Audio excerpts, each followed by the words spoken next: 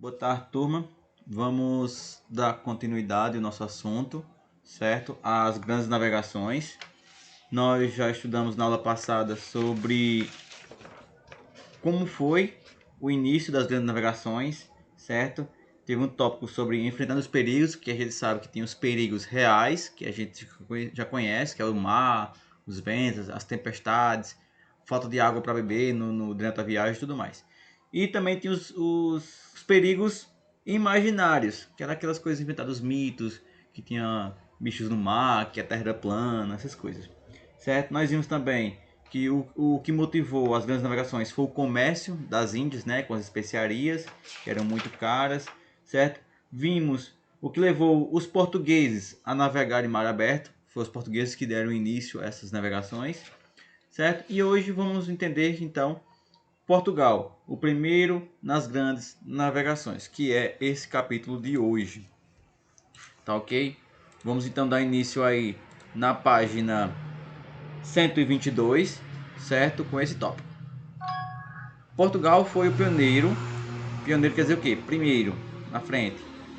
Nas grandes navegações por vários motivos. Apresentamos alguns deles. O primeiro motivo foi a centralização do poder. Ou seja, Portugal tinha um poder centralizado. Tinha um rei que dominava todas as terras. Tá? Segundo, foi a Revolução de Aves. Tá? Terceiro, a experiência da navegação em mar aberto.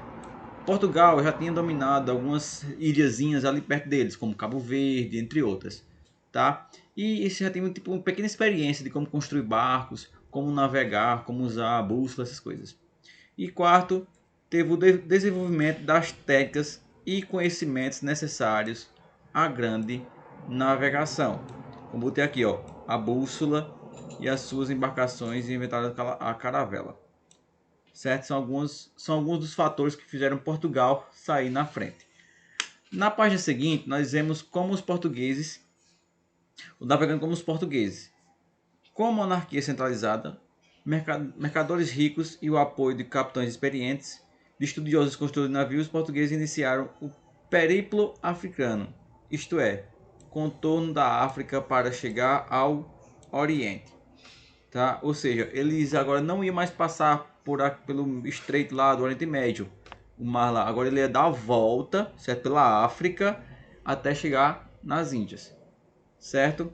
E aqui então tem o cronograma da expansão portuguesa. Vocês podem ver até o ano de 1998, tá? Quando o Vasco da Gama, que não é o time e sim o navegador, chega a Calicut, na Índia, uma das mais importantes fontes de especiarias especiarias orientais. Beleza?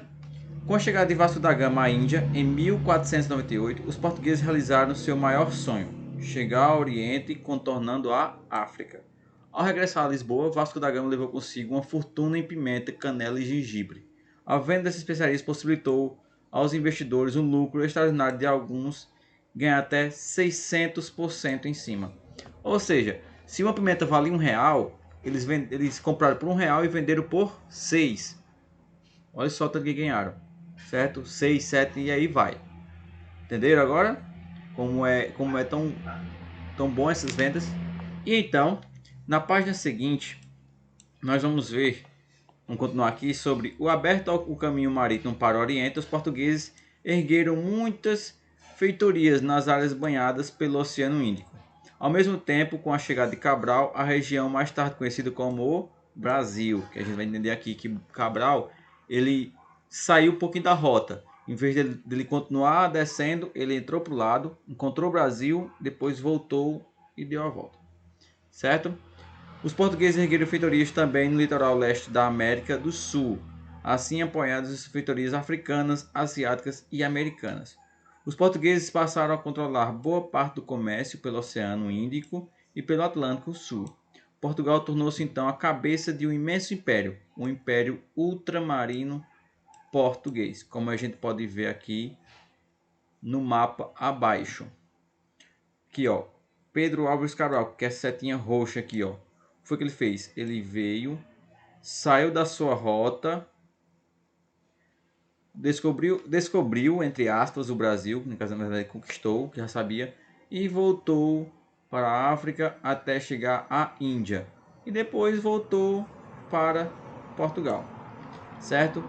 Esse foi o que Pedro Álvares Cabral fez, quando até foi no tempo que ele conquistou aqui o Brasil, as terras brasileiras, tá?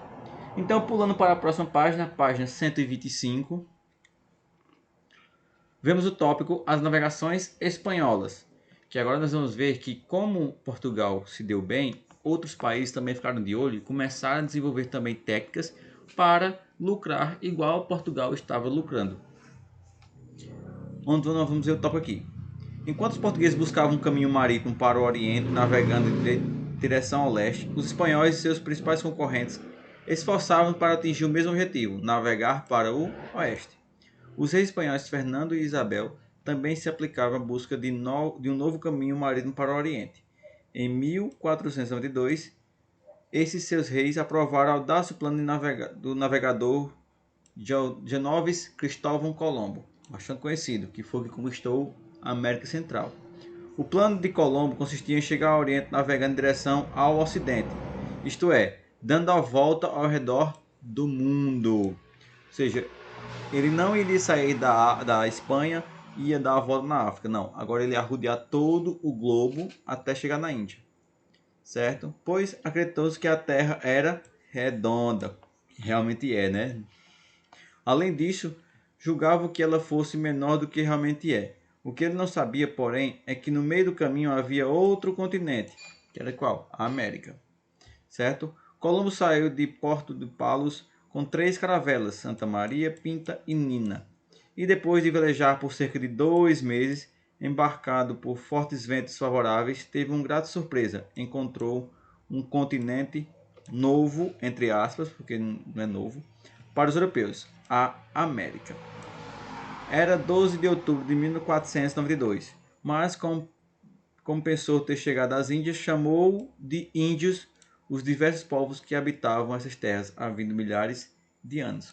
Quem eram esses povos? Os astecas, certo? Foram os povos que Cristóvão Colombo teve primeiro contato, certo?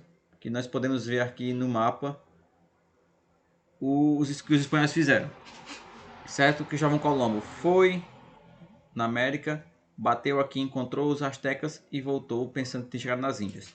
Já o outro aqui, ó, Fernando de Magalhães e Sebastião de Elcano, o que foi que ele fez? Ele veio para o Brasil, passou toda a costa, deu a volta ao mundo, encontrou as Índias e depois foi para a Espanha. Esse sim conseguiu atravessar o mundo, dar a volta ao mundo. Foi o primeiro navegador a dar a volta ao mundo. Certo, pessoal?